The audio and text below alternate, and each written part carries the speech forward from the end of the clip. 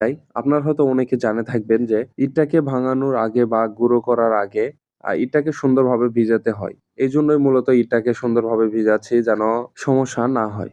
আর ইটের চারদিকে আমি ঘুরে, ঘুরে ইটগুলাকে সুন্দরভাবে ভিজাচ্ছি। ইটগুলোকে চারপাশ থেকে সুন্দরভাবে ভিজায় নিলাম। এইবার পালা আমাদের মাঝখানে ওঠার। কারণ অনেক সময় মাঝখানে পানি পড়ে না। এজন্য আমি মাঝখানে উঠলাম। মাঝখানে উঠে অনেক সুন্দরভাবে পানি দিচ্ছি। কারণ ইট অনেকগুলোই আর ইটগুলো সুন্দর করে ভিজানোর শেষে আমি মনে, মনে ভাবতেছি যে আমি আজকে তো গোসল করিনি। আজকে মোটরে অর্থাৎ এই পাইপ দিয়ে গোসল করলে কিরকম হয়? তো যা বললা তাই কাজ শুরু করে দিলাম গোসল।